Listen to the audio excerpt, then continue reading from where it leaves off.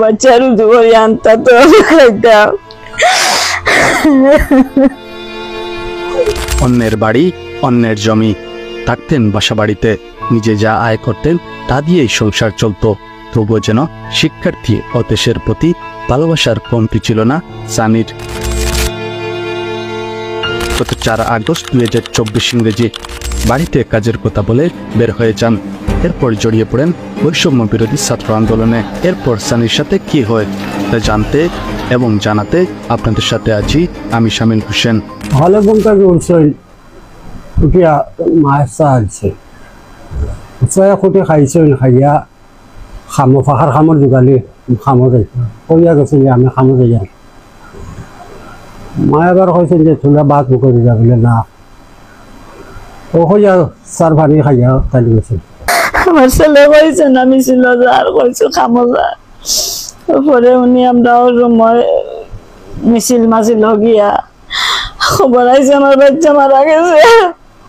আর বাড়ি জানো সবে খামো গেছে, আর হে খামটা কি গেছে কি দিওত। আর আমার বাড়িতে কি ফোন দিয়া কইছো ওই এত কইছে খামো, আর হে খামটা কি গেছে কি বাড়ি দিয়ে আমি খালি জানি আর কেউ জানে না। বাদে আমি বাড়িতে আসছি, বাদে জোরের টাইমে ওলাখান টাইমে ফোন দিছি আমার চাচা গরু ভাইয়ে রাহাত। চাচা ভাই গরু ভাই ফোন দিয়া কইছে তুই সানির খবর লো, খবর লিয়া দিয়া সানি কই ও হে শুনছে যে মানুষে মাথাতে ওরা সানি মারা গেছে গুলি খাইছে। তো বাদে আমি সানি নাম্বারে ফোন দিছি, ওগুলা জোরের বাদে ফোন দেওয়া বাদে যা জিও হয়েছে সানি নাম্বারে এখন বাইরে ধরছে দরিয়া খান দিয়া কইছে বাইরে ভাই সানি তো আর দুনিয়াতে নাই। তে সানি দিয়ে হাসপাতাল দেখা দাঁড়া করে লইয়া গেছি, সানি তো মারা গেছে।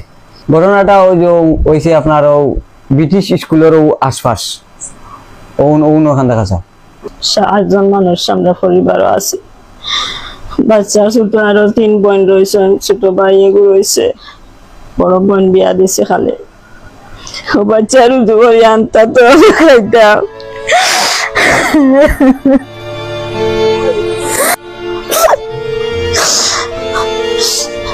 আপনারা ইয়ের কাছে সবার কাছে আমরা বিশ্বাস চাই, আর আপনারা ইয়ে করতাম।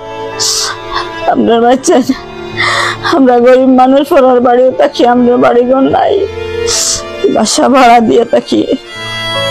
ছেলেও পরিবারের মাঝে আসলা বেশি। সানির মায়ের মতো এই আন্দোলনে কত মায়ের বুক খালি হয়েছে তা তো জানা নেই। তবে সানির পরিবারের মতো সবাই চায় এই হত্যার সুষ্ঠু বিচার। আমরাও চাই আর যেন এভাবে কোনো মায়ের বুক খালি না হোক এই বাংলাদেশে। ভালো থাকুন, সুস্থ থাকুন, দেখা হচ্ছে চতুর্থ পর্বে।